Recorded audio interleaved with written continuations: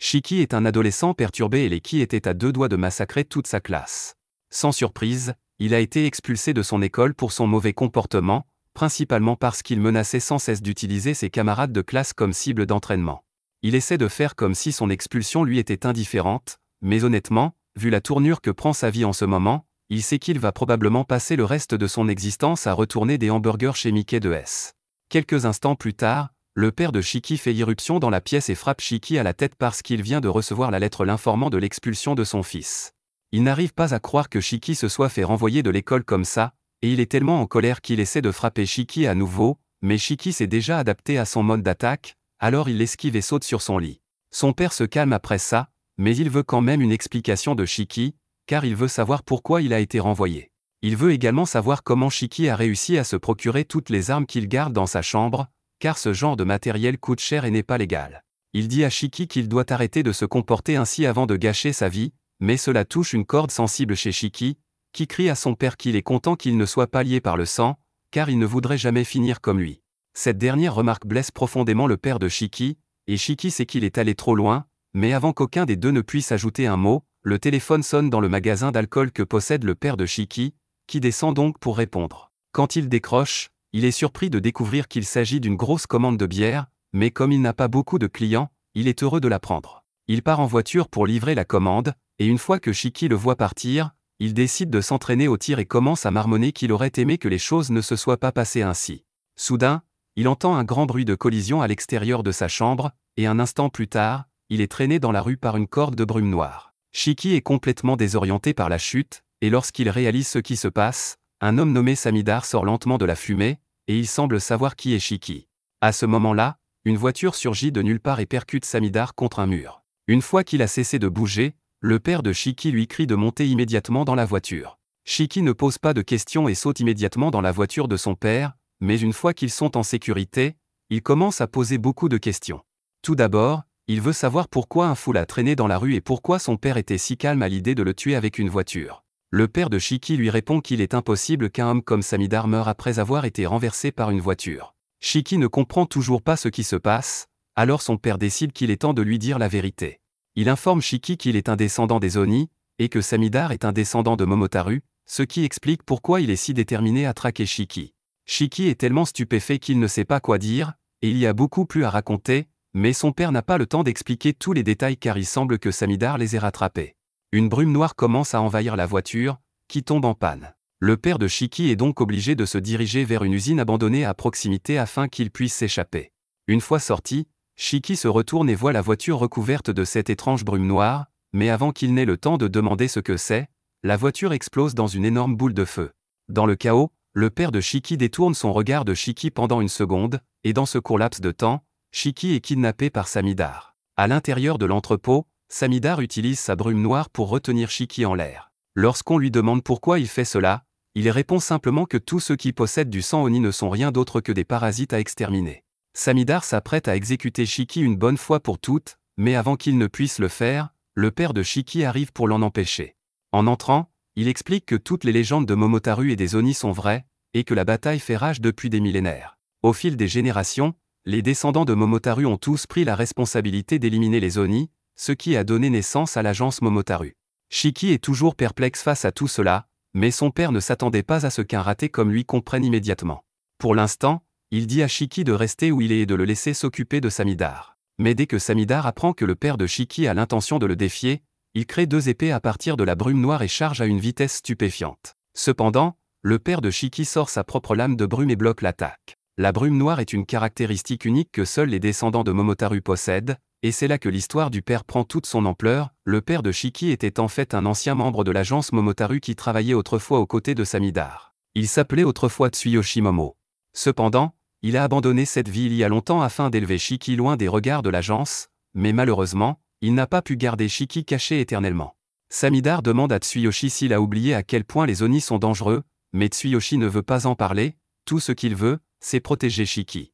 Tsuyoshi se bat vaillamment contre Samidar, mais celui-ci finit par le rattraper et, en un instant, la poitrine de Tsuyoshi est ouverte. Il tombe au sol, inconscient, et Shiki est horrifié par ce qu'il vient de voir. Il se met à crier sur Samidar pour avoir blessé son père, alors Samidar se tourne vers lui et se prépare à achever Shiki, mais avec le peu de force qui lui reste, Tsuyoshi attrape sa jambe pour l'empêcher d'atteindre Shiki. Samidar demande à Tsuyoshi pourquoi il va si loin pour protéger un enfant Oni, mais celui-ci répond qu'un père n'a pas besoin de raison pour protéger son fils. Shiki n'est peut-être pas le meilleur élève, ni la meilleure personne, d'ailleurs, et il a peut-être du sang Oni dans les veines, mais il n'a jamais fait de mal à personne, alors Tsuyoshi demande à Samidar comment il peut se résoudre à tuer un enfant innocent comme celui-ci. Les paroles de Tsuyoshi font mal à Samidar, qui regrette tout ce qu'il a fait ces derniers temps, mais il ne veut plus écouter cela, alors il invoque son épée et se prépare à achever Tsuyoshi. Shiki est impuissant alors qu'il regarde son père sur le point de mourir aux mains de Samidar, et la seule pensée qui lui traverse l'esprit à ce moment-là est à quel point il veut tuer Samidar. Le sang commence à couler de tous les orifices de son corps alors que son esprit est submergé par une haine pure, et lorsque Samidar reporte son attention sur Shiki, celui-ci n'est plus là.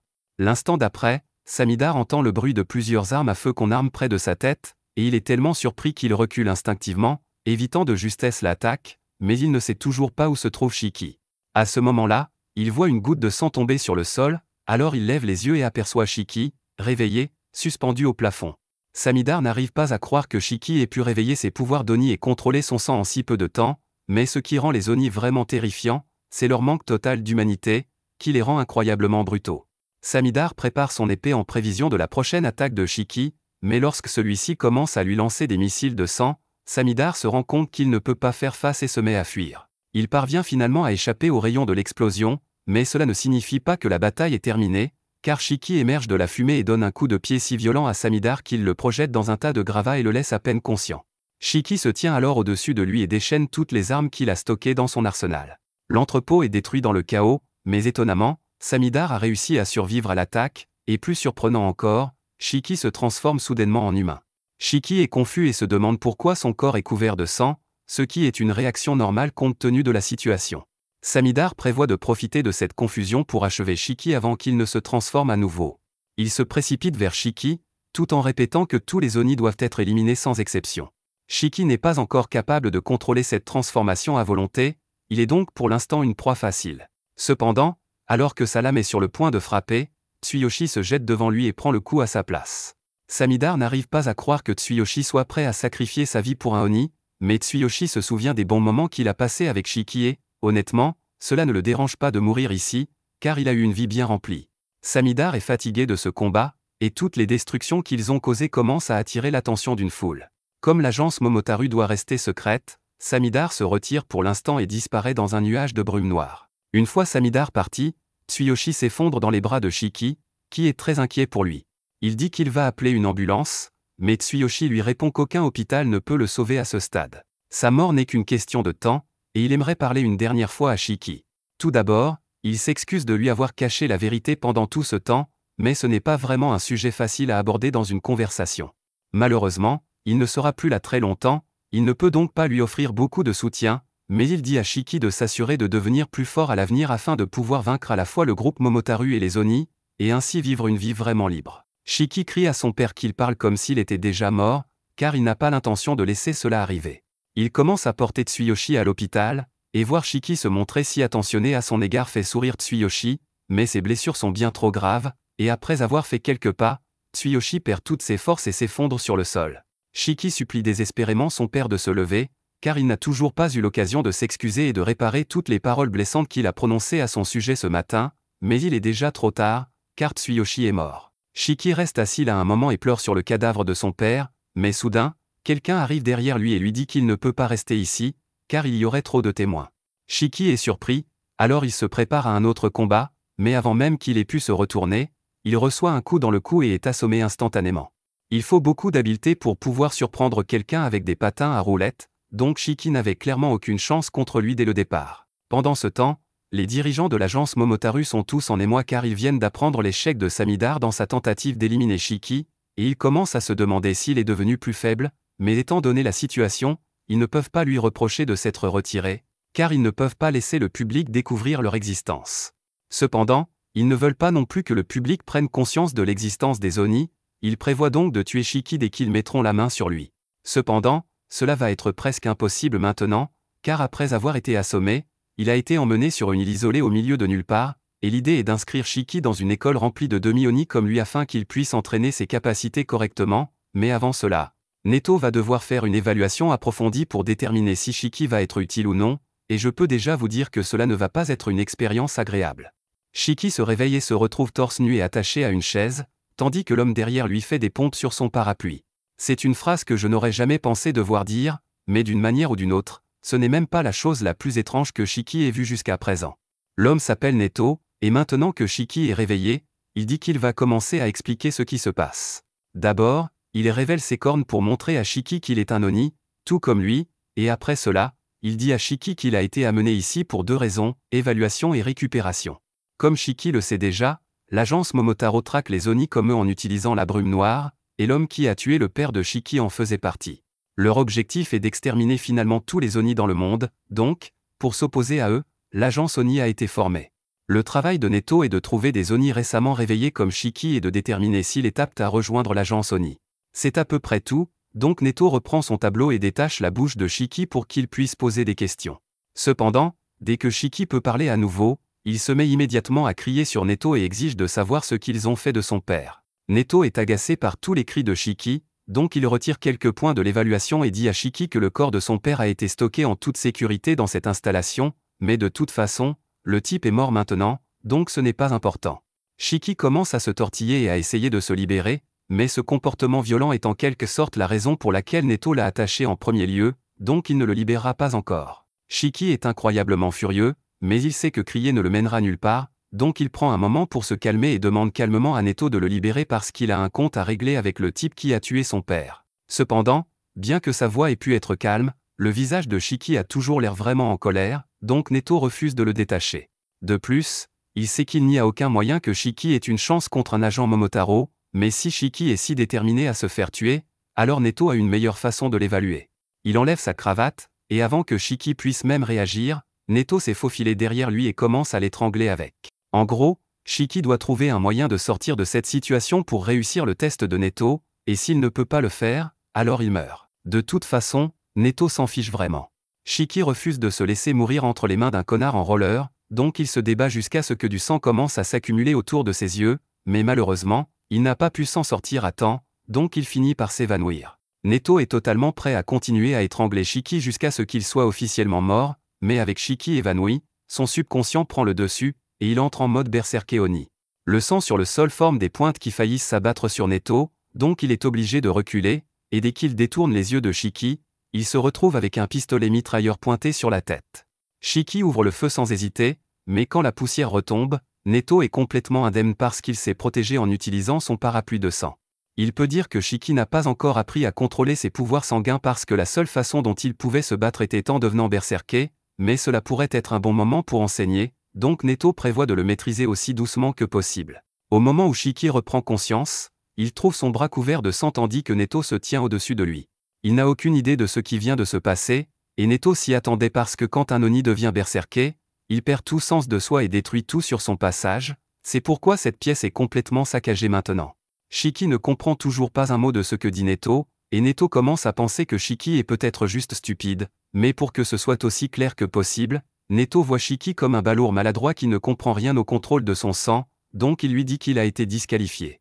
Shiki est incroyablement frustré par la façon dont les choses ont tourné, mais malgré toute sa colère, une chose est claire pour lui maintenant, Neto est incroyablement fort, donc il n'a aucune chance de le battre. Reconnaître cela blesse l'ego de Shiki, mais il a besoin de toute l'aide possible s'il veut affronter l'agence Momotaro et se venger de ce qu'ils ont fait à son père. Il avale sa fierté et s'incline pour supplier Neto de faire de lui son élève, mais Neto en a déjà assez de Shiki, donc il le rejette immédiatement. Au combat, se battre sans réfléchir signifie une mort instantanée, donc quelqu'un comme Shiki, qui est devenu berserker sans réfléchir, ne tiendrait jamais. Il ne peut pas contrôler son sang correctement, et il est juste stupide, donc Neto ne veut pas d'un élève inutile comme lui. De toute façon, maintenant que Neto a confirmé que Shiki est inutile, il va devoir s'en débarrasser puisqu'il ne peut pas laisser un berserker incompétent errer librement. Shiki est stupéfait par ce que Neto vient de dire, mais d'après ce qu'il a appris sur Neto jusqu'à présent, il sait qu'il ne plaisante pas, donc il doit agir rapidement s'il veut survivre. Shiki se retourne et s'enfuit alors que Neto prépare son parapluie de sang, mais il sait qu'il ne pourra pas s'échapper avant que Neto n'attaque, c'est pourquoi il commence à charger vers lui. Neto pense que Shiki a dû perdre la tête puisqu'il n'a aucun moyen de gagner une confrontation frontale. Il prépare un mur de pointe pour intercepter Shiki, et dans sa tête, Il prévoit tous les mouvements possibles que Shiki pourrait faire ici. Il essaierait soit d'attaquer sur le côté, sauter par-dessus, ou reculer parce qu'il ne peut pas traverser ses pointes, et comme Neto l'avait prédit, Shiki choisit de sauter par-dessus les pointes. Mais ce que Neto n'avait pas anticipé, c'est le fait que Shiki a pu créer un pistolet en plein saut, donc il tire sur Neto en pleine tête à bout portant. Shiki est fier de lui d'avoir réussi à toucher Neto, mais Neto n'a pas été blessé par la balle de sang puisqu'il est bien plus fort que Shiki. Il est choqué que Shiki ait pu contrôler son sang, mais il pense que c'était juste un coup de chance puisque, à en juger, Shiki est sur le point de redevenir berserké. Il ne veut pas avoir à affronter à nouveau le diable tireur, donc Neto prépare son attaque ultime pour éliminer Shiki instantanément. Cependant, à sa surprise, Shiki parvient en fait à supprimer son mode berserké et reste en contrôle, donc peut-être que ce n'était pas un coup de chance après tout. Neto ne comprend pas comment Shiki a réussi à faire ça, donc il demande une explication à Shiki, et en gros, Shiki a vu Neto utiliser sa bague pour se couper le doigt afin de manifester son parapluie de sang, et il a juste essayé de copier pour produire un effet similaire. Il a en quelque sorte juste crié dans sa tête pour lui donner un pistolet, et finalement, son bras s'est transformé en pistolet, donc ça a bien marché pour lui. Neto a du mal à croire qu'une logique aussi stupide ait fonctionné, mais il ne peut pas nier que ce que Shiki a fait était efficace. Normalement, pour éviter de devenir berserké, un Oni devrait garder toutes ses émotions sous contrôle strict en tout temps, donc les têtes brûlées comme Shiki ont généralement du mal à contrôler leur sang et partent en vrille. Cependant, Shiki est différent, c'est plus comme s'il avait tabassé toutes ses émotions et fait fonctionner son mode berserké pour lui. C'est une méthode grossière, mais la puissance qu'elle a permis à Shiki d'utiliser était certainement explosive. Shiki dit à Neto que tout ce qu'il veut, c'est devenir assez fort pour tuer l'homme qui a tué son père, donc Shiki promet qu'il fera de son mieux pour apprendre tout ce que Neto lui enseignera s'il accepte de le prendre comme subordonné. Shiki est très sincère en ce moment, et Neto peut le voir, mais il rejette tout de même la demande de Shiki. Ce que Shiki vient de faire n'était rien de moins qu'un pari de mort, et il n'avait aucun plan de secours prêt au cas où il perdrait effectivement le contrôle, donc Neto pense toujours qu'il est incompétent. Cependant, cela ne signifie pas que Shiki est complètement désespéré, donc Neto a décidé de le prendre comme élève après tout, donc il annule l'exécution de Shiki.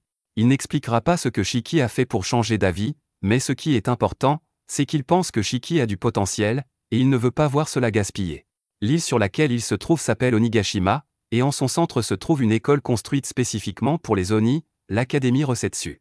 Il dit à Shiki que l'Académie est une école militaire qui entraîne les Oni à combattre l'agence Momotaro, mais Shiki est plus préoccupé par le fait qu'il est apparemment sur une île en ce moment.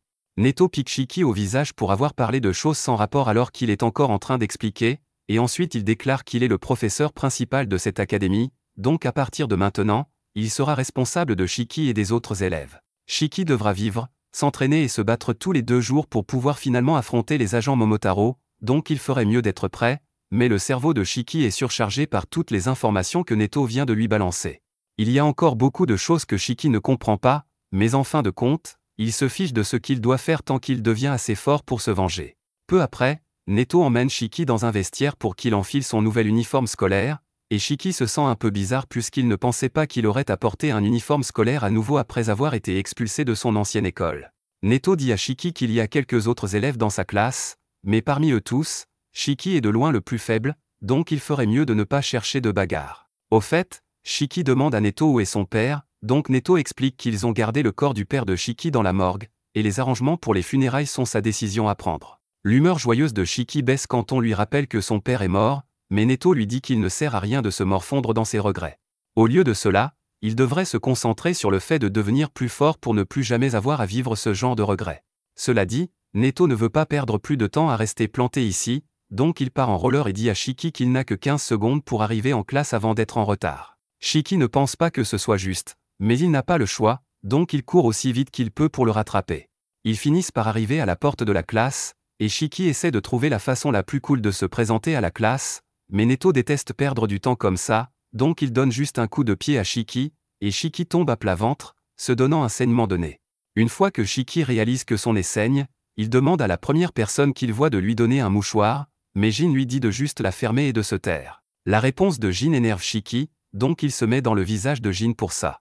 Jin n'est pas le seul autre élève dans cette classe, il y a Kina, Juju, Homer et Akari, une casse-cou dès le premier jour, mais pour l'instant, Shiki se fiche complètement des autres parce qu'il a un compte à régler avec Jin. Juste alors, Shiki et Jin se retrouvent soudainement assis l'un à côté de l'autre avec Neto debout derrière eux, et aucun des deux n'a pu sentir Neto bouger à l'instant, donc ils sont tous les deux paralysés de peur. Cependant, Shiki se plaint toujours qu'il ne veut pas avoir à s'asseoir à côté de quelqu'un comme Jin. Malheureusement, Neto se fiche complètement des problèmes personnels de Shiki, donc il continue avec l'annonce de la classe et informe tout le monde qu'aujourd'hui, ils vont jouer à un jeu de chat.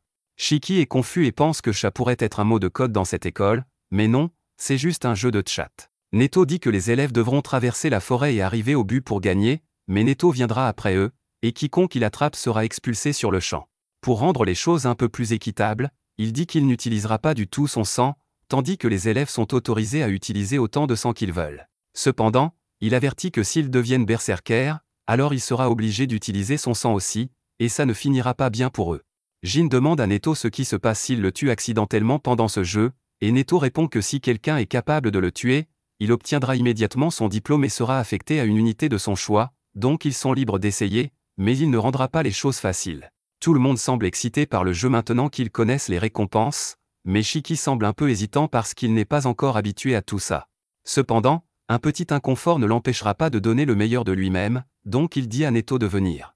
Mais avant cela, il y a une autre règle que Neto a oublié de mentionner. Pour gagner ce jeu, ils devront avoir l'une de ces balles lorsqu'ils franchiront la ligne d'arrivée, mais leur remettre serait trop simple, alors Neto lance les balles loin dans la forêt. Il divise ensuite tout le monde en différents groupes, le premier groupe étant composé de Omar, Shiki et Jin. Le deuxième groupe comprend Ikari et Guji, et le troisième groupe sera composé de Rokuro et Kina. Les groupes de 2 membres devront s'affronter pour obtenir une balle et atteindre l'objectif, mais quant au groupe de Shiki, les 3 membres devront se disputer 2 balles, et celui qui ne parviendra pas à en obtenir une sera expulsé.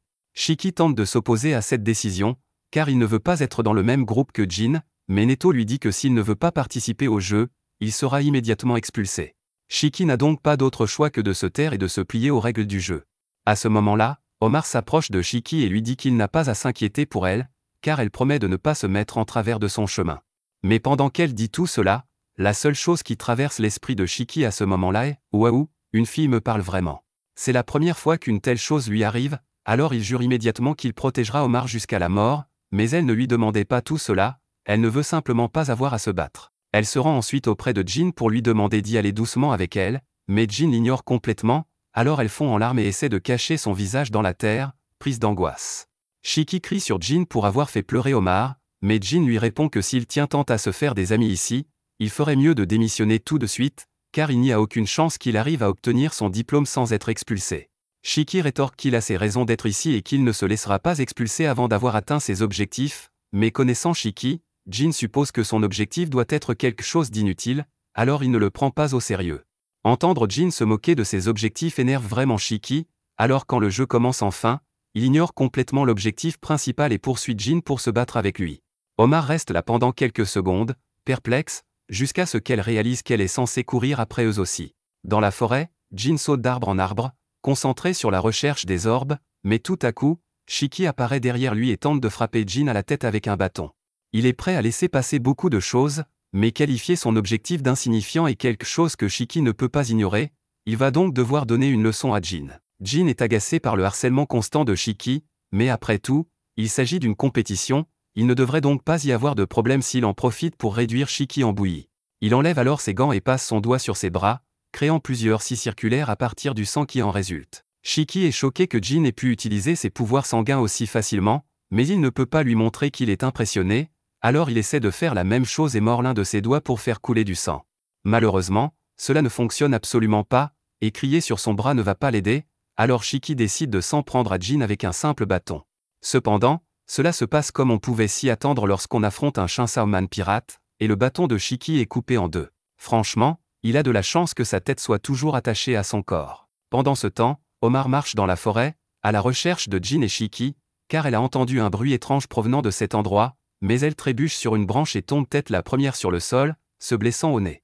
Elle commence alors à sombrer dans la dépression, se sentant inutile, car elle est bien trop nulle pour rester inscrite dans cette école, et encore moins pour obtenir son diplôme. Pendant un instant, elle se remonte le moral en se rappelant que Shiki l'a aidée, mais cela ne fait que la rendre encore plus malheureuse, car elle est incapable de faire quoi que ce soit toute seule. Pour l'instant, elle décide de continuer à se diriger vers l'endroit d'où provenaient les bruits, sans se rendre compte qu'une des sphères se trouvait à proximité depuis le début.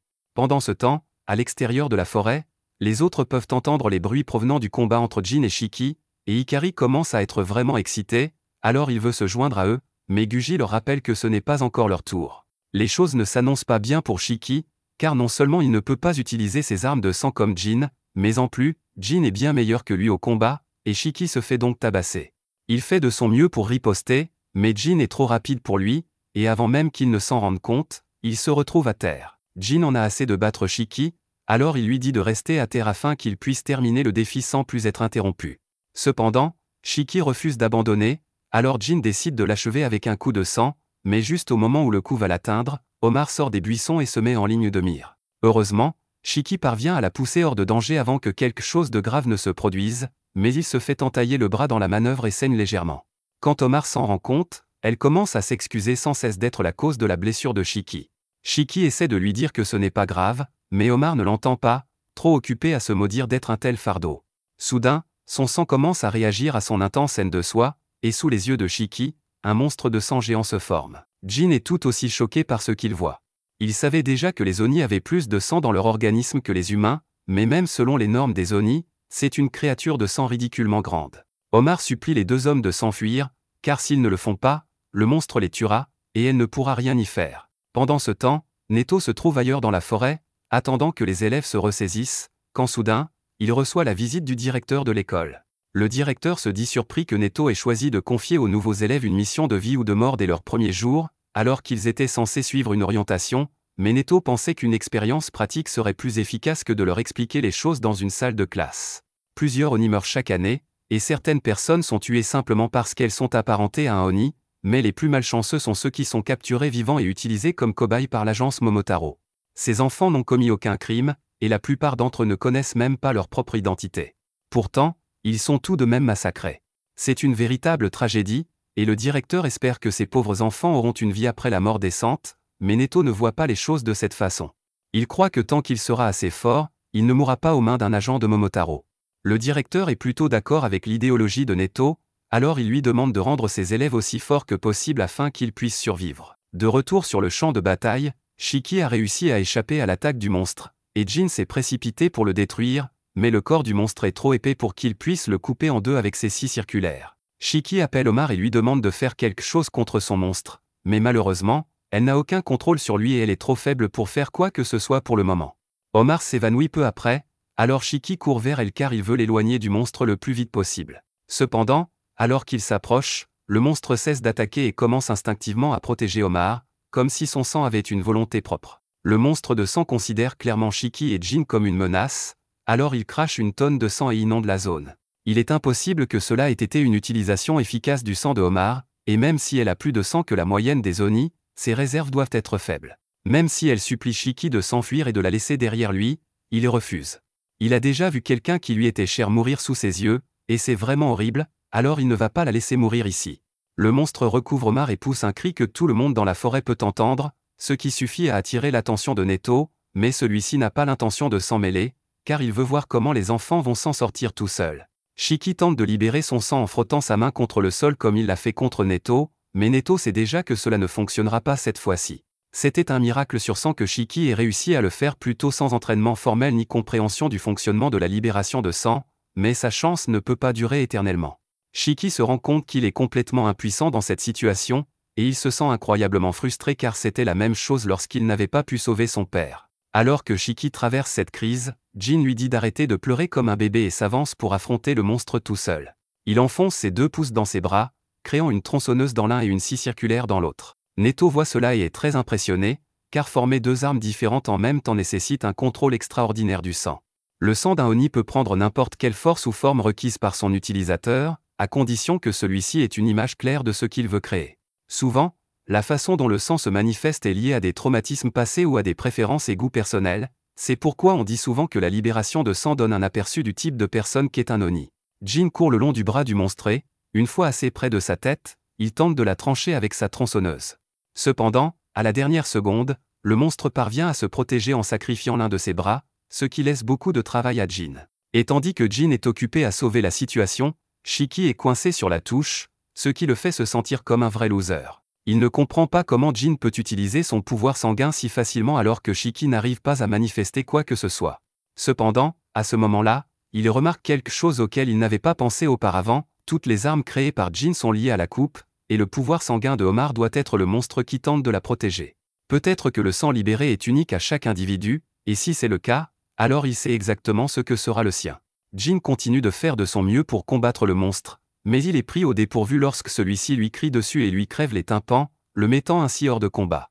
Neto suppose que Jin a atteint ses limites, il est donc enfin prêt à intervenir pour sauver les enfants, mais avant qu'il ne puisse le faire, Shiki crie derrière Jin, qui se retourne et est choqué de voir Shiki avec un énorme pistolet de sang attaché à son bras. Le monstre tente d'écraser Shiki dès qu'il le remarque, mais celui-ci parvient à l'esquiver et se prépare à tirer avant de lancer une explosion qui détruit complètement le monstre de sang d'un seul coup. La puissance de cette explosion était si immense qu'elle a en fait provoqué une pluie, même si cela n'a pas vraiment de sens.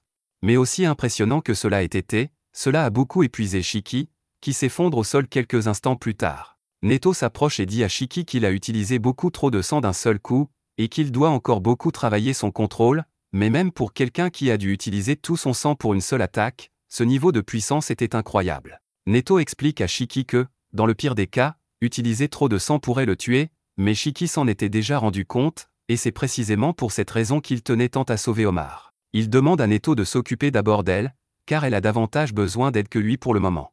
Mais avant que Neto ne puisse faire quoi que ce soit, Jin surgit de nulle part et tente de trancher la tête de Neto. Neto réagit assez rapidement pour forcer Jin à battre en retraite. Neto lui dit qu'Omar a besoin d'un traitement d'urgence, et que ce n'est vraiment pas le moment de se battre, mais Jin se moque complètement de son état. Il veut juste savoir si l'offre que Neto lui a faite plus tôt est toujours valable. Neto confirme que si Jin parvient à le tuer, il sera immédiatement diplômé et envoyé dans l'escouade de son choix, mais seulement s'il y parvient. Jin charge Neto et tente de le trancher avec ses scies sanglantes, mais Neto utilise son parapluie pour parer les coups et le nargue en lui disant que ses scies mal conçus ne parviendront jamais à trancher son parapluie. Jin prend cela comme un défi personnel, alors il se précipite pour essayer de couper le parapluie, mais Neto lui fait remarquer que son parapluie ne sert pas seulement à dévier les attaques. Il actionne un interrupteur, libérant de la fumée des plis du parapluie, mais il assure à Jin qu'elle n'est pas toxique et qu'il n'a donc pas à s'inquiéter de la respirer. Cependant, il est toujours difficile de voir à travers, alors Jin suppose que Neto va essayer de l'attaquer par surprise maintenant que sa vision est obscurcie. Il se prépare à contre-attaquer dès que Neto se rapproche suffisamment, mais avant même qu'il puisse réagir, il reçoit 3 balles dans le bras. Il court se mettre à l'abri derrière un arbre, et nous voyons que Neto a transformé son parapluie en fusil et tire sur Jin. Les balles sont en caoutchouc, donc la vie de Jin n'est pas en danger, mais cela fait quand même très mal, et Neto va continuer à lui tirer dessus jusqu'à ce qu'il tombe. Jin admet que cela lui rend la riposte difficile, mais il n'est pas encore à court d'astuces, alors il crée quelques scies supplémentaires sur son bras, et cette fois, il les lance sur Neto comme des projectiles. Neto est impressionné que Jin ait prévu un plan d'attaque pour les combats à distance, mais cela ne suffit pas, car lorsque Jin tente de s'approcher furtivement de lui en plein vol, Neto lui lance simplement une grenade, et il n'était pas du tout préparé à cela.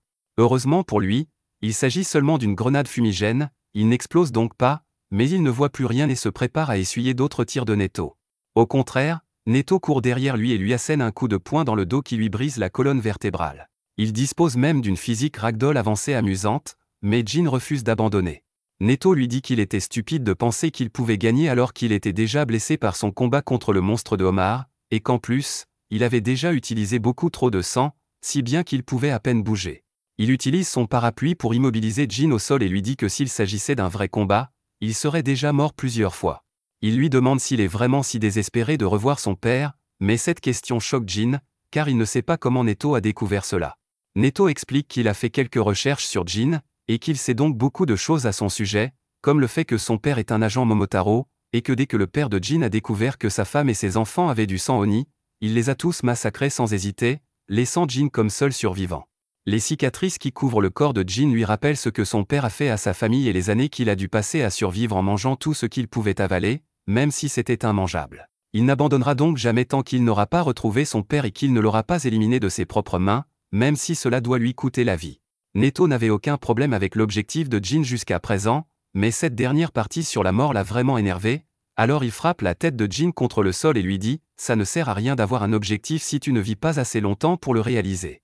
Peu après, Neto appelle l'infirmière de l'école pour qu'elle vienne s'occuper de Omar, qui est toujours inconsciente et ne peut plus participer à l'épreuve. Quant à Jin, Neto l'a attaché à un arbre pour l'empêcher de causer d'autres problèmes. Il ne reste plus que Shiki comme dernier participant, et heureusement, il a retrouvé suffisamment de force pour bouger à nouveau. Neto lui dit qu'il doit encore attraper une balle et se diriger vers la ligne d'arrivée, et il se trouve que Neto a justement une balle avec lui. Shiki a donc deux choix, soit il combat Neto et prend la balle qu'il tient dans sa main, soit il s'enfuit et part à la recherche de la balle qui se trouve toujours dans la forêt. Shiki regarde Neto pendant quelques secondes, puis se met à courir, car il n'a aucune chance de battre Neto dans son état actuel. Neto lui laisse une petite longueur d'avance, puis se lance à sa poursuite, mais Shiki fait demi-tour et se retrouve à côté de Jin. Il sait qu'il ne peut pas battre Neto tout seul, mais que s'ils s'allient, ils ont peut-être une chance. Il propose donc de libérer Jin à condition qu'il l'aide. Jin refuse d'abord, car il pense qu'il serait humiliant d'accepter l'aide de Shiki, mais Shiki lui dit que sa fierté ne l'aidera pas à atteindre son objectif. Cela n'a pas beaucoup d'importance, mais la famille de Shiki a été tuée par un Momotaro, donc lui et Jin ont cela en commun. Et si cela peut l'aider à se venger, Shiki est prêt à travailler avec n'importe qui, même quelqu'un comme Jin. Neto continue de courir dans la forêt à la recherche de Shiki, et finit par l'apercevoir en train de courir vers la ligne d'arrivée, alors il lui barre la route. Shiki s'arrête net lorsqu'il voit Neto, et Neto lui rappelle que même s'il atteint la ligne d'arrivée, cela ne comptera pas s'il n'a pas l'une des balles avec lui. Mais au moment où il dit cela, Jin saute d'un arbre et tente de plaquer Neto. Neto le voit arriver et parvient à l'esquiver, mais il est sincèrement surpris que Jin et Shiki aient mis leurs différends de côté pour travailler ensemble. Il pense que leur plan aurait pu fonctionner s'ils n'avaient pas déjà utilisé tout leur sang, mais ils avaient en fait prévu un plan de secours. Jin a une pierre attachée à une corde sur son bras, et avant que Neto ne puisse réagir, il est déjà ligoté avec. Shiki attrape alors l'autre extrémité, et ensemble, lui et Jin essaient de faire perdre l'équilibre à Neto. Neto admet que c'est un plan intéressant, mais comme ils sont déjà fatigués, ils ne peuvent plus le maîtriser. Cependant, il s'avère que Jin avait encore un peu d'énergie en réserve, et il lance une scie sanglante sur Neto, le forçant à esquiver et à perdre son équilibre. Maintenant qu'il est déséquilibré, Shiki se précipite et lui arrache la balle des mains dès qu'il le peut. Le ballon roule vers Jin, et Neto est impressionné qu'ils aient réussi à le lui prendre, mais il pense que Jin et Shiki vont bientôt se disputer pour savoir qui aura le ballon, alors il va simplement le leur reprendre avant qu'ils n'atteignent la ligne d'arrivée. Cependant, à sa grande surprise, Shiki semble simplement heureux d'avoir pris la balle à Neto, alors il crie à Jin de la prendre et de commencer à courir avant que Neto ne puisse le poursuivre. Jin est tout aussi choqué que Neto, mais il prend la balle et se met en route vers la ligne d'arrivée, tandis que Shiki l'encourage. Une fois Jin parti, Shiki jette à la figure de Neto qu'ils l'ont battu, mais Neto lui rappelle que si Jin arrive à la ligne d'arrivée comme ça, il sera le seul à réussir le test et Shiki finira par être expulsé. Shiki avait complètement oublié cette règle et il est dévasté, mais Jin est déjà loin, il n'y a donc aucun moyen pour lui de récupérer le ballon maintenant. Pendant ce temps, Jin court à travers la forêt, confiant qu'il pourra atteindre la ligne d'arrivée à temps, mais il se souvient alors comment Shiki l'a aidé, et il sait qu'il n'aurait pas pu aller aussi loin sans l'aide de cet idiot, alors il ne se sent pas à l'aise de revendiquer la victoire de cette manière. Il se retourne et crie qu'il préfère être expulsé plutôt que de gagner en utilisant quelqu'un d'autre. Il s'apprête donc à donner le ballon à Shiki, mais à ce moment-là, une petite mascotte rouge surgit devant eux. Neto leur explique qu'il s'agit de Muku, l'un des messagers de l'agence Oni, employé par Baku Express. Il transmet les messages efficacement et sans laisser de traces, mais s'il est ici, c'est qu'il doit se passer quelque chose de vraiment important. Neto lit le message et se rend compte qu'il s'agit d'un appel à l'aide de la succursale de Kyoto. Ils sont actuellement attaqués par l'agence Momotaro et ont besoin d'une aide immédiate, Neto doit donc se rendre sur place sans tarder. Pendant ce temps, à l'extérieur de la forêt, les autres attendent leur tour depuis longtemps et commencent à se demander si les autres sont morts à l'intérieur, mais ils voient alors Neto, Shiki et Jin sortir en courant. Guji remarque que Omar n'est pas avec eux, alors Neto explique qu'elle est dans un état critique et qu'elle a été envoyée à l'infirmerie pour se remettre, mais que ce n'est pas important pour le moment car ils viennent de recevoir un appel de détresse de Kyoto.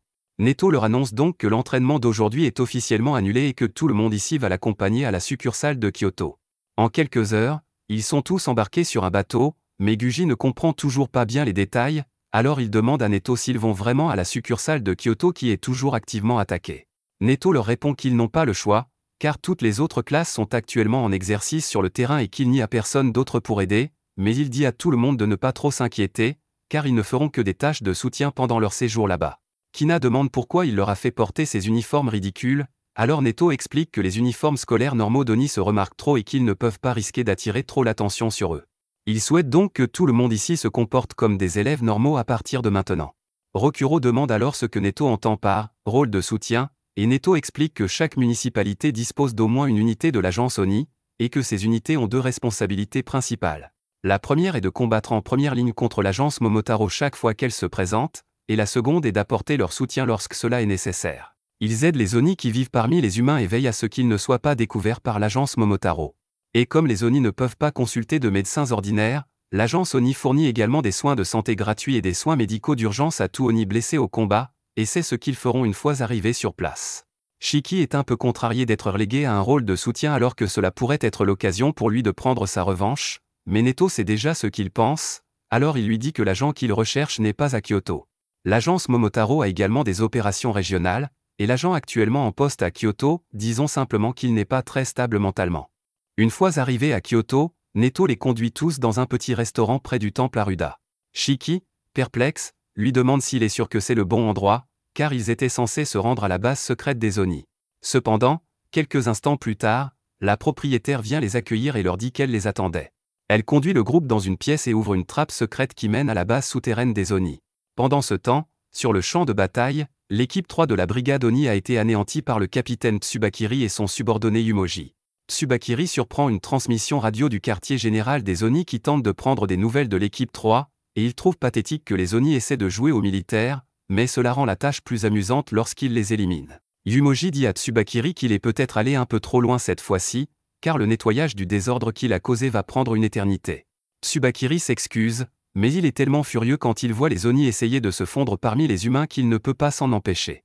Il est également un peu déçu de ne pas avoir pu mettre la main sur une femme ONI, car sa dernière cobaye féminine est morte la semaine dernière et il en a besoin d'une nouvelle. Yumoji déteste beaucoup les ONI, mais elle a vu ce que Tsubakiri leur fait subir pour ses expériences, et cela la hante encore aujourd'hui. Tsubakiri lui dit qu'il est impoli de parler ainsi de son travail, mais Yumoji a tout à fait le droit de dire que c'est dégoûtant, d'autant plus que l'une de ses expériences se tient juste derrière lui, et qu'elle est si horrible que Tsubakiri l'a même surnommée Agli. Tsubakiri explique que l'aide est un mélange entre un singe, un chien et un oiseau, et bien qu'elle ait l'air répugnante, c'est l'arme biologique ultime puisqu'elle ne mange que des ONI. Yumoji se moque de ce que Tsubakiri fait de son temps libre, mais elle lui rappelle que leur travail consiste à protéger les civils des dangereux ONI, et non à mener des expériences horribles. Tsubakiri comprend cela, mais il a toujours été fasciné par les propriétés du sang des ONI et la façon dont il peut être contrôlé. Yumoji souligne qu'ils ont des pouvoirs similaires à ceux des ONI, donc Tsubakiri pourrait facilement faire des recherches là-dessus à la place. Il admet qu'elle a raison, mais les expériences sont vraiment douloureuses, donc il préfère de loin utiliser un spécimen jetable comme un ONI. Pendant que Tsubakiri était occupé à parler de toutes les expériences horribles qu'il a menées, un garçon ONI terrifié s'est caché derrière un pilier. Tsubakiri dit qu'il va passer à la zone suivante, alors le garçon pousse un soupir de soulagement, pensant qu'il est enfin en sécurité. Cependant, Tsubakiri apparaît juste devant le garçon, car il savait qu'il se cachait là depuis le début. Il considère cela comme un coup de chance, car il commençait à manquer d'enfants ONI sur lesquels mener ses expériences, et comme il prévoit de ramener celui-ci à la base, Yumoji propose de l'assommer pour lui. Elle commence à frapper le garçon pour le faire perdre connaissance, mais pendant qu'elle le fait, une goutte de sang éclabousse la chemise de Tsubakiri, qui semble personnellement offensé par cela. Il est peut-être fasciné par le sang des ONI, mais la simple idée qu'il puisse le toucher le dégoûte profondément. Sans parler du fait que le nettoyage à sec d'un costume blanc coûte une fortune. Il se met alors à tabasser le gamin. Pour avoir osé salir son uniforme de sang, et pour lui infliger un préjudice psychologique supplémentaire, il demande au garçon s'il se souvient encore à quoi ressemblent ses parents, car il va devoir les désigner parmi tous les cadavres présents. Le garçon est tellement horrifié qu'il ne peut plus parler, alors Tsubakiri se désintéresse de lui et décide de l'achever en ordonnant au cadavre d'écraser le garçon à mort. Tous les agents Momotaro ont la capacité de se battre grâce à une bactérie noire présente dans leur corps, certains peuvent fabriquer des armes, d'autres peuvent lancer des spores, mais la capacité de Tsubakiri est particulièrement inquiétante, car elle lui permet de contrôler les cadavres grâce à sa bactérie. Au même moment, Neto guide Shiki et les autres à travers le réseau de tunnels sous Aruda jusqu'à ce qu'ils arrivent finalement à la base ONI située plus bas. Cet endroit est tellement enfoui sous terre qu'aucun agent Momotaro ne songerait à venir le chercher. Une fois à l'intérieur, il trouve Kyuya en pleine pause, et celui-ci est très heureux de voir Neto et les autres, en particulier Kina, car il n'a presque jamais l'occasion de rencontrer de nouvelles filles. Il lui demande donc son numéro, mais elle le repousse immédiatement. Les autres demandent à Neto qui est ce dragueur, et Neto leur explique qu'il s'agit du chef de cette unité de soutien, et qu'ils étaient tous deux camarades de classe à l'époque. Quoi qu'il en soit, maintenant que les présentations sont faites, Neto demande à tout le monde de rester ici pendant qu'il se rend sur le front. À ce moment-là, l'assistante de Kyuya vient le chercher, et lorsqu'elle voit les étudiants ici, elle leur dit à tous de se dépêcher de se changer car ils ont besoin de toute l'aide possible pour le moment. Elle semble très sérieuse, alors le groupe fait ce qu'elle dit, et ils sont tous conduits à l'infirmerie de l'établissement. Shiki et les autres sont choqués de voir autant de blessés à la fois, Alors l'assistante leur explique que c'est le résultat de la bataille en cours contre l'agence Momotaro, et que les personnes présentes ici sont en fait les chanceux qui ont réussi à survivre. Ils finissent par arriver au chevet du patient que l'assistante de Kyuya a appelé pour qu'il vienne soigner. Cet homme a perdu ses 2 bras et ses 2 jambes, et ses poumons sont pratiquement grillés, donc au mieux, il lui reste 3 minutes à vivre dans l'état actuel des choses. Kyuya dit calmement à l'homme qu'il ne va pas mourir aujourd'hui, mais Shiki le réprimande, car il trouve injuste de mentir ainsi à un homme mourant. Cependant, Kyuya est responsable des opérations ici pour une bonne raison, et il ne mentait pas lorsqu'il a dit qu'il pouvait sauver cet homme. Il se prépare donc à montrer aux enfants à quoi ressemble vraiment ce genre de travail. Pendant ce temps, sur le champ de bataille, Tsubakiri et Yumoji viennent d'acculer un autre groupe d'Oni, et ils ont déjà éliminé le plus fort d'entre eux, il est donc impossible que les soldats de bas niveau restants puissent les affronter. Tout semble indiquer qu'un nouveau massacre va avoir lieu, mais juste avant que Tsubakiri et Yumoji ne lancent leur attaque, Neto fait son apparition et utilise immédiatement son sang pour lancer une contre-attaque contre Tsubakiri. Malheureusement, Tsubakiri parvient à se protéger en utilisant quelques-uns des Oni morts qui gisent autour de lui. Ce n'est pas la première fois que Tsubakiri croise Neto, mais il était presque certain que Kyoto n'était pas son territoire, il est donc surpris de le voir ici. Quoi qu'il en soit, puisque Neto est là, Tsubakiri lui demande s'il sait où se cache un groupe d'Oni à Kyoto, car plusieurs des Oni qu'il essayait de tuer se sont échappés. Neto nie être au courant de quoi que ce soit, et Tsubakiri n'a aucune preuve qu'il existe une installation cachée, mais cela ne l'empêchera pas de fouiller la ville jusqu'à ce qu'il la trouve. Neto sait que cela causera beaucoup d'ennuis si Tsubakiri parvient à localiser la base des Oni, il doit donc s'occuper de lui immédiatement. Pendant ce temps, à la clinique, Kyuya a terminé de préparer l'intervention. Shiki est perplexe, car il pensait que les transfusions sanguines étaient destinées aux patients, mais l'assistant de Kyuya lui dit de se taire et d'observer. Les poumons doivent évidemment être soignés, mais Kyuya ne peut pas tout faire en une seule fois. Avant de commencer, il demande donc au patient s'il souhaite récupérer ses bras ou ses jambes. L'homme peut à peine parler à ce stade, mais il rassemble ses forces pour dire à Kyuya qu'il veut récupérer ses bras afin de pouvoir à nouveau tenir ses enfants dans ses bras. Kyuya comprend, alors il assure à l'homme qu'il pourra à nouveau tenir ses enfants dans ses bras en un rien de temps, mais il le prévient que la procédure va faire très mal, et qu'il va devoir se préparer à supporter la douleur. Maintenant que les détails sont clairs, Kyuya se coupe le poignet et commence à verser son sang directement dans la bouche de l'homme pour le soigner. Le sang de Kyuya est pratiquement inutile dans un combat, mais lorsqu'il est appliqué à un autre Oni, il multiplie par plusieurs fois sa capacité de régénération, permettant à la plupart d'entre eux de se remettre même des blessures les plus graves. Après avoir avalé une partie du sang de Kyuya, l'homme commence à ressentir une douleur atroce, alors l'assistant de Kyuya demande au garçon de le maintenir immobile jusqu'à la fin de l'intervention. Pendant que Shiki s'occupe de cela, elle demande aux autres d'aller chercher davantage de sang dans l'autre pièce. Cela prend un certain temps, mais le moignon de l'homme commence à bouger. Ses nouveaux doigts se forment, en peu de temps, les bras de l'homme sont complètement régénérés, tout comme ses poumons.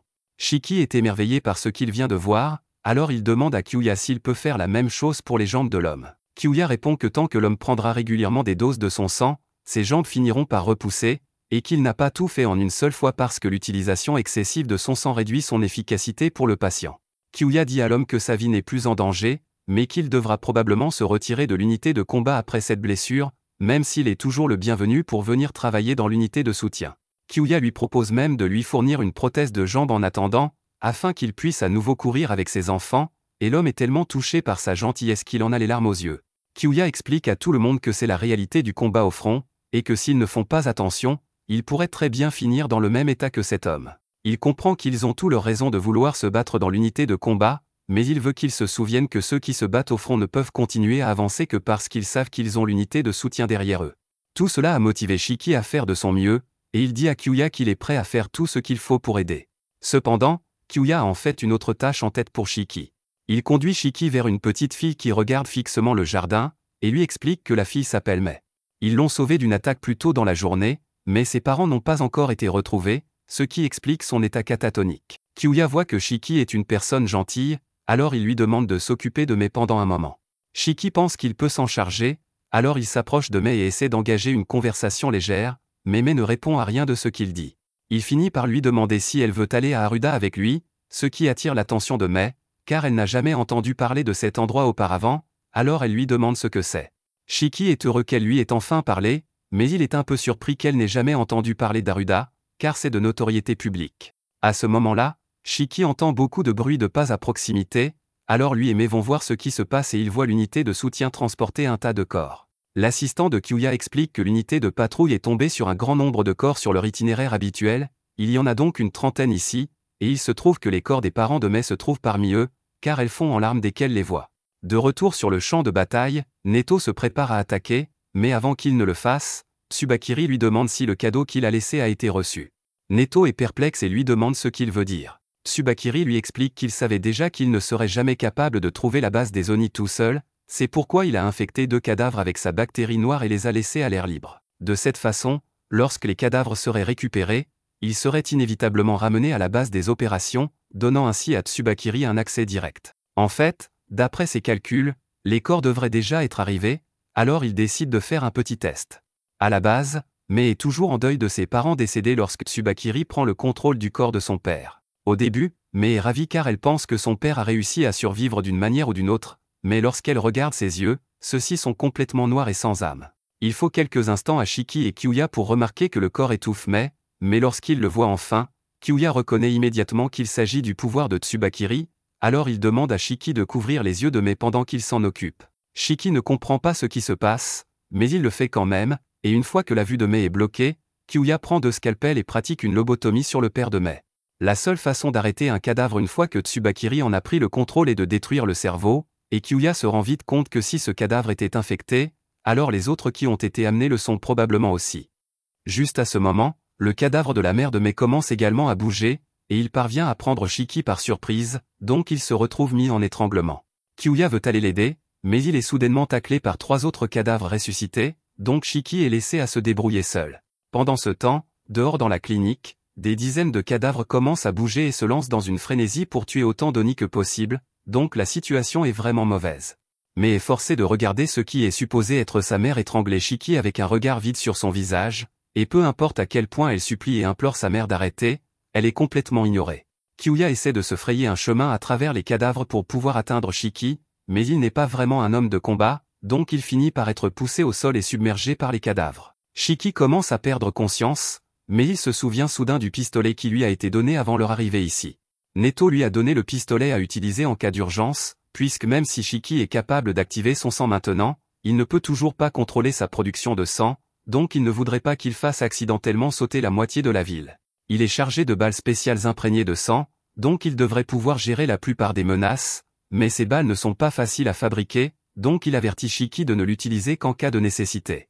Le pistolet est définitivement nécessaire dans cette situation, mais Shiki hésite à appuyer sur la détente parce que Mai est clairement encore dans le déni de ce qui s'est passé, donc tirer sur sa mère juste devant elle serait dévastateur. Elle pourrait même finir par le haïr à cause de cela, mais malheureusement, il n'a pas vraiment le choix dans cette situation, donc il attire Mai contre sa poitrine pour bloquer son champ de vision et procède à lui faire exploser la cervelle. La pensée de ce qu'il vient de faire pèse sur lui parce que c'est la première fois qu'il tue quelqu'un, mais il n'a pas le temps pour une crise existentielle puisque Kyuya se fait toujours attaquer.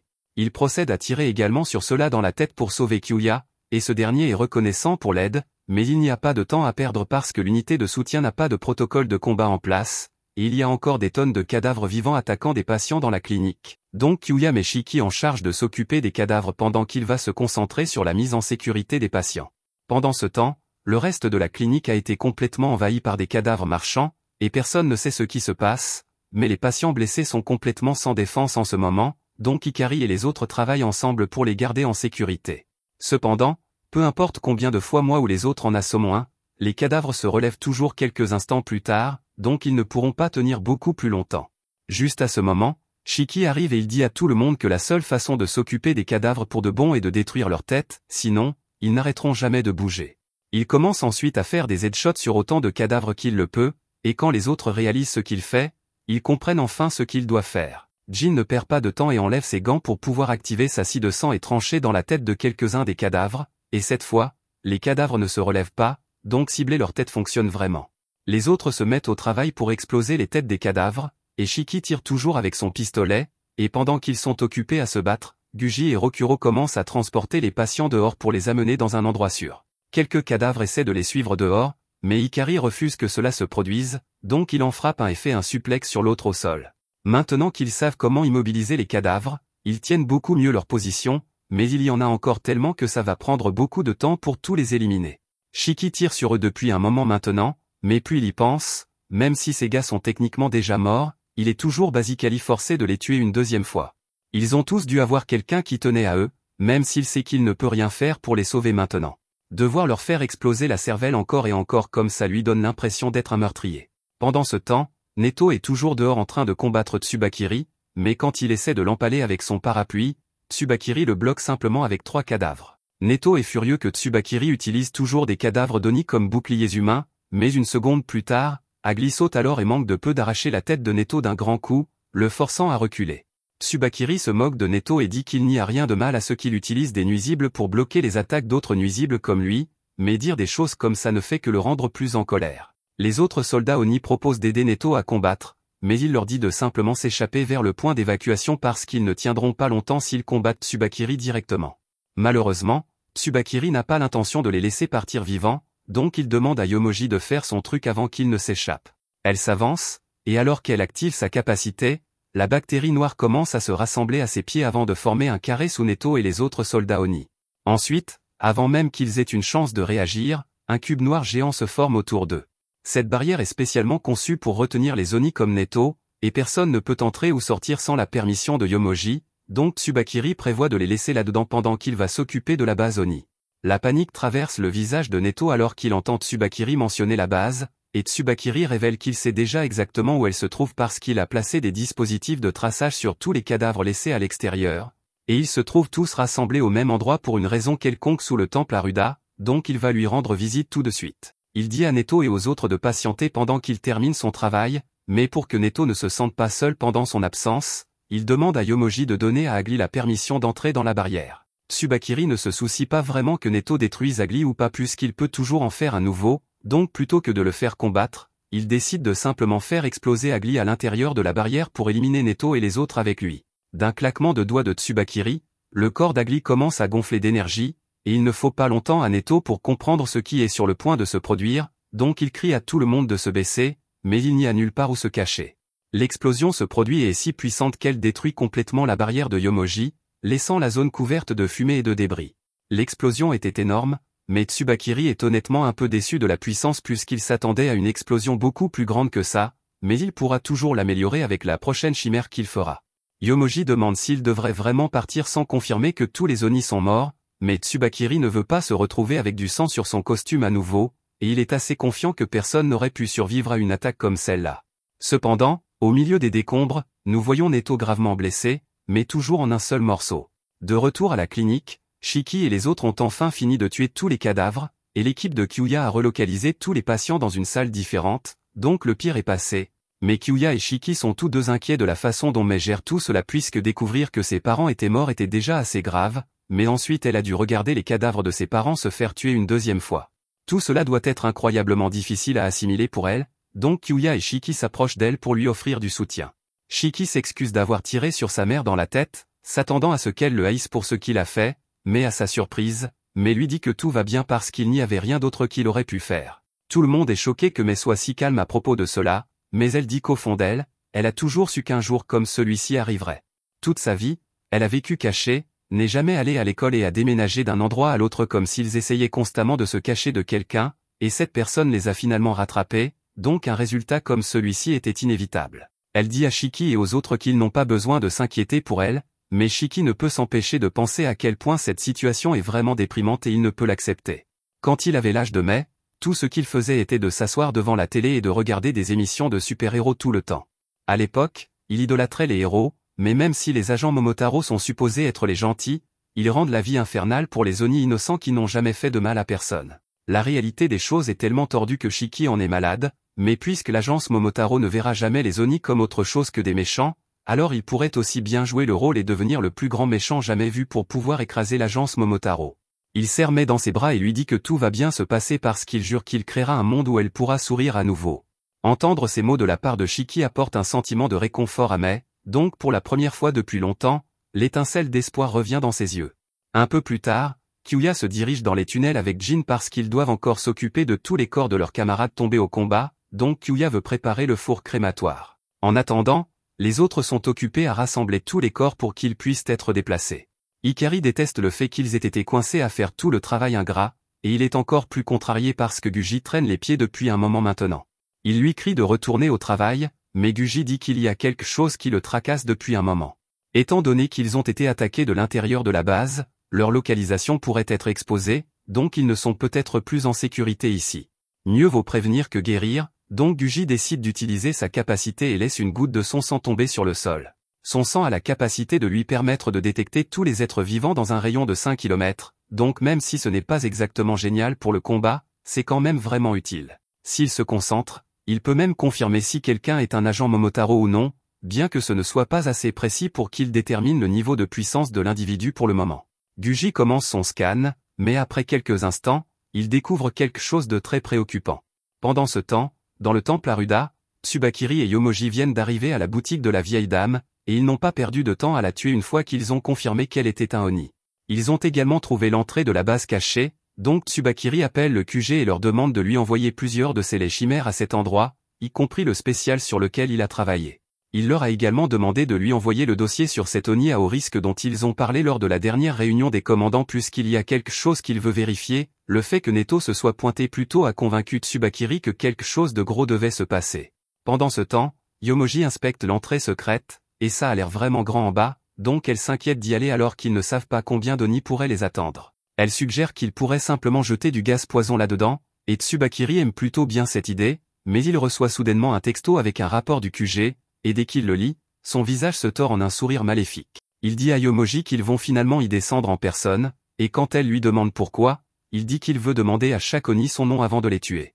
Yomoji lui demande pourquoi, donc il lui dit qu'il devrait y avoir un Oni en bas nommé Shiki, et s'il le trouve, il veut le capturer vivant parce qu'il y a quelque chose de spécial chez lui, et Tsubakiri veut l'étudier. Kyuya vient de finir de montrer à Jin comment fonctionne le crématorium, donc il commence à retourner à la clinique, mais avant de partir, Jin demande pourquoi ils ont construit un crématorium ici en premier lieu. Kyuya explique que des catastrophes comme ce qui s'est passé aujourd'hui sont plus courantes qu'ils ne le pensent, donc beaucoup de corps sont voués à s'accumuler et ils n'ont pas vraiment la liberté d'enterrer les Oni dans des cimetières ordinaires, donc la crémation est la seule option. Il veut clarifier que le monde dans lequel Jin s'apprête à entrer est dangereux et qu'il n'est pas possible de sauver tout le monde, mais tant que Kyuya est là, il jure qu'il ne laissera pas Jin ou les autres mourir si facilement. Il demande à Jin s'il a d'autres questions qu'il aimerait poser, mais il dit qu'il comprend déjà parfaitement dans quoi il s'engage. Il dépasse Kyuya, et Kyuya s'apprête à le suivre, mais tout à coup, il sent quelqu'un derrière lui, et au moment où il se retourne, il a déjà été poignardé par Tsubakiri. Tsubakiri est déçu parce qu'il visait le cœur de Kyuya, mais sa réaction lui a fait rater les organes vitaux. Dès que Jin réalise que ces deux-là sont des agents Momotaro, il active ses scies de sang et essaie de s'en prendre à Tsubakiri, mais juste à ce moment, Yomoji apparaît derrière lui, et elle commence à former un cube autour de sa tête. Heureusement, Kyuya remarque à temps et parvient à tirer Jin hors de danger, faisant que le cube se forme autour de son bras à la place, et c'est une bonne chose aussi, parce que ce cube a tordu le bras de Jin complètement, donc il est définitivement cassé. Les Oni ont des facteurs de guérison incroyables, donc Jin dit que son bras devrait revenir à la normale dans quelques minutes, mais le processus de guérison est extrêmement douloureux, donc il a du mal à réfléchir clairement. Avec Kyuya et Jin tous deux blessés, il est assez clair que leurs chances de gagner sont presque nulles, donc Kyuya dit à Jin de retourner à la clinique pour avertir Shiki et les autres que Tsubakiri est dans le bâtiment. Ensuite, il veut que tout le monde éloigne les patients d'ici le plus possible, mais Jin demande comment Kyuya prévoit de survivre jusqu'à là. Honnêtement, Kyuya n'est pas sûr de comment cela va se jouer, mais il dit qu'il trouvera bien quelque chose, et Jin décide de faire confiance à son jugement, donc il part en courant et dit à Kyuya qu'il fera en sorte de revenir pour lui.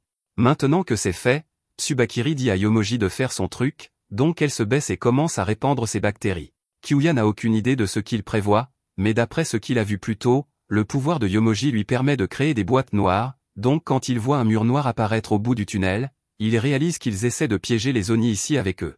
Une fois que Yomoji a terminé, elle dit à Kyuya qu'elle vient de sceller tout le réseau de tunnels souterrains, donc il n'y a absolument aucune issue de secours maintenant. Avec la barrière en place, il n'y a pas beaucoup d'espoir que Neto vienne les sauver, donc leur seul espoir est de compter sur la puissance de combat de Shiki et Jin, mais franchement, Kyuya n'est pas sûr que ces deux-là puissent gérer Tsubakiri et Yomoji. Kyuya sait qu'il a dit qu'il trouverait un moyen de les retarder, mais de toute façon qu'il regarde, il est presque sûr qu'il va mourir aujourd'hui. Juste à ce moment, Tsubakiri dit qu'il a une question à laquelle il veut une réponse, donc il demande à Kyuya s'il connaît par hasard un Oni du nom de Shiki. Kyuya ne répond pas, mais si Tsubakiri cherche Shiki, ça ne peut pas être bon, donc Kyuya doit le retenir le plus longtemps possible pour gagner du temps pour Shiki. Il plonge la main dans sa veste et sort une seringue de poison mortel, qu'il porte sur lui pour des urgences comme celle-ci. Cependant, Avant même qu'il ait une chance de l'utiliser, Tsubakiri a déjà foncé devant lui et lui a tranché l'artère carotide. Kyuya commence à paniquer et essaie d'utiliser son sang pour se soigner rapidement, mais il est déjà trop tard alors que le sang gicle partout et qu'il tombe au sol. Tsubakiri est déçu que Kyuya soit vraiment mort si facilement, mais dans la précipitation pour venir ici, il a oublié d'apporter des cadavres avec lui, donc il s'apprête à utiliser ses pouvoirs pour prendre le contrôle du corps de Kyuya, mais à la dernière seconde, il s'arrête parce qu'il semble que les laits sont finalement arrivés.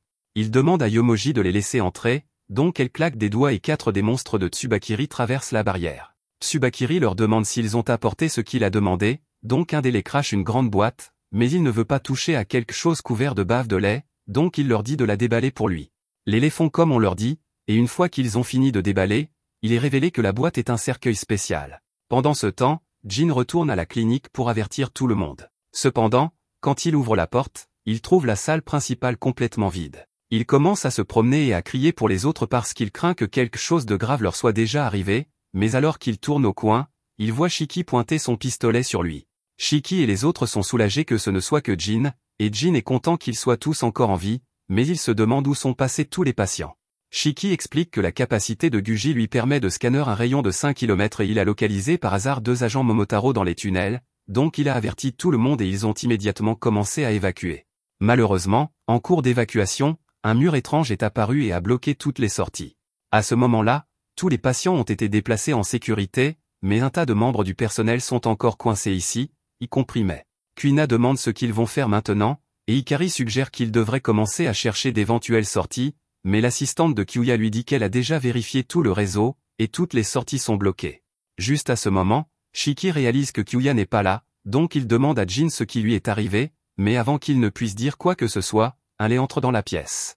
Tout le monde est tellement stupéfait qu'ils ne savent pas quoi faire, et dans leur état de confusion, le lait s'approche d'un homme et procède à le manger juste devant tout le monde. Voir une vision si horrible plonge tous les membres de l'équipe de soutien dans la panique, donc ils s'enfuient tous, et Ikari dit aux autres qu'ils devraient faire de même puisque ce serait mauvais s'ils se retrouvaient coincés ici. Quelques minutes plus tard, Tsubakiri et Yomoji arrivent à la clinique et il est impressionné que les Oni aient pu construire quelque chose d'aussi élaboré sous terre. Il ordonne au lait de poser le cercueil ici et leur dit ensuite qu'ils doivent ramener le garçon nommé Shiki vivant, mais qu'ils peuvent tuer tous les autres. Yomoji demande ce que Tsubakiri va faire en attendant, donc il lui dit qu'il va juste attendre ici jusqu'à ce qu'ils aient fini parce qu'il a quelques réflexions à faire. Pendant ce temps, Kuina et Rokuro se cachent dans le vestiaire, et elle fouille dans les tiroirs pour trouver des vêtements de rechange puisque cette tenue d'infirmière serait difficile pour se battre. Pendant qu'elle fait ça, Rokuro s'allonge par terre en panique, et il est certain que son corps va lâcher à cause de tout le stress qu'il subit.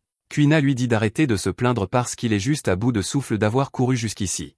Elle finit par décider de se changer en tenue de sport qu'elle a trouvée puisque c'est la plus facile pour bouger, et elle doit se préparer à tendre une embuscade. Rokuro est émerveillé par la façon dont les personnes positives et en bonne santé comme Kuina peuvent être parce qu'il ne pourrait jamais penser comme ça. En fait, rien que l'idée de devoir combattre cette chose lui donne mal à la tête. Ils entendent soudainement le bruit d'un lait qui approche, et Rokuro fait une crise de panique à part entière parce qu'il ne veut pas combattre cette chose. Il supplie Kuina de faire quelque chose pour s'en occuper à sa place, et voit Rokuro agir si impuissant déclenche son instinct yandere, donc elle dit à Rokuro qu'il n'a pas à s'inquiéter parce qu'elle s'en occupera. Rokuro est surpris qu'elle ait accepté de se battre sans lui, mais Kuina lui dit qu'il devrait se dépêcher de se cacher avant qu'il ne soit trop tard, donc il se précipite dans un placard pour se mettre en sécurité. Quelques instants plus tard, un lait fait irruption par la porte, et Kuina semble confiante de pouvoir le gérer, mais ensuite il la montre du doigt et demande si elle s'appelle Shiki. Kuina est prise au dépourvu par le fait que cette chose lui ait parlé, mais elle lui dit qu'elle n'est pas Shiki, et une fois que le lait confirme qu'elle n'est pas celle qu'il cherche, il charge sur elle. Kuina esquive toutes les attaques du lait et roule sur le côté, mais dans le processus, le lait détruit un mur et la force renverse le placard dans lequel Rokuro est caché, ce qui lui fait si peur qu'il finit par s'évanouir. Pendant ce temps, dehors, Kuina est agacée parce que le lait a renversé Rokuro, donc elle arrête de déconner. Elle mord son doigt et active ses pinces à sang, formant des gants autour de son poing, et avec ceci, il n'y a aucun moyen qu'elle perde. Pendant ce temps, ailleurs dans l'établissement, Jin court retourner dans les tunnels pour trouver Kyuya, et Yomoji erre dans les couloirs de la clinique, cherchant quelqu'un à attaquer. Quant à Ikari, il se retrouve coincé par un lait dans l'une des salles, mais c'est exactement ce qu'il espérait puisque ça lui donne une chance de vraiment faire quelque chose. Le lait élève la voix et lui demande si son nom est Shiki, mais Ikari nie avec colère parce qu'il ne veut pas être comparé à Shiki. Mais en parlant de Shiki, il a couru partout pour trouver un endroit sur où cacher Mei, mais il n'y a pas beaucoup d'options, donc il finit par la cacher dans des buissons en espérant que ça ira. De retour avec Kuina et Rokuro, Rokuro reprend finalement conscience et il panique parce que son cœur s'est définitivement arrêté à cause du stress tout à l'heure, donc c'est un miracle qu'il soit encore en vie. Il remarque ensuite qu'il n'entend aucun bruit venant de l'extérieur, donc il arrive à la conclusion que tout ce qu'il a vécu jusqu'à maintenant doit avoir été un rêve fou parce qu'il n'y a aucun moyen que des monstres viennent vraiment après lui.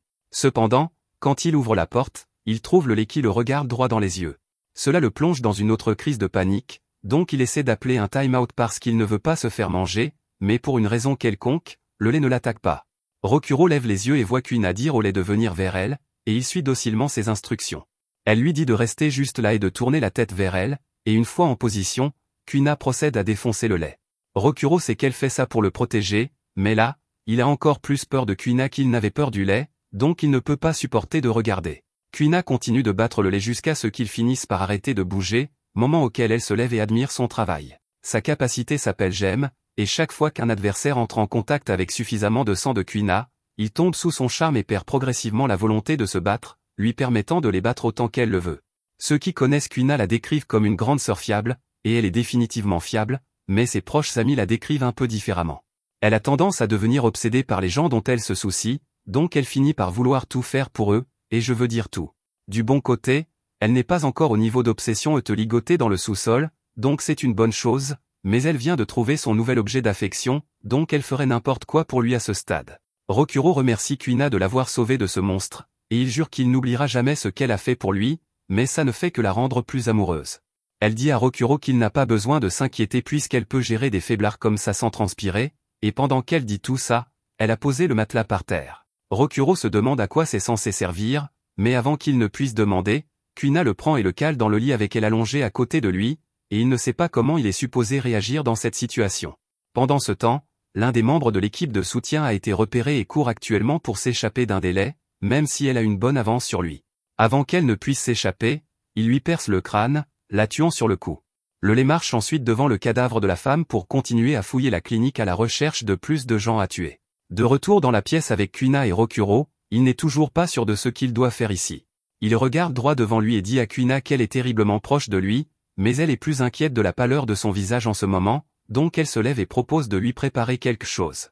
Elle demande à Rokuro quel est son plat préféré et commence à regarder autour d'elle pour voir si elle peut trouver une cuisine, et pendant qu'elle fait ça, Rokuro réfléchit sérieusement à ce qui vient de se passer. Ça n'a aucun sens que Kuina tienne autant à lui, donc la seule explication logique à laquelle il peut penser est que c'est un piège et qu'elle essaie de lui faire baisser sa garde pour pouvoir l'utiliser comme appât pour distraire les monstres. Kuina remarque que Rokuro tremble de peur et elle s'inquiète vraiment, donc elle lui demande ce qui ne va pas, mais un instant plus tard, elle entend quelque chose approcher. Elle se retourne et trouve un autre lait debout là, donc elle se lève et se prépare à en battre un autre.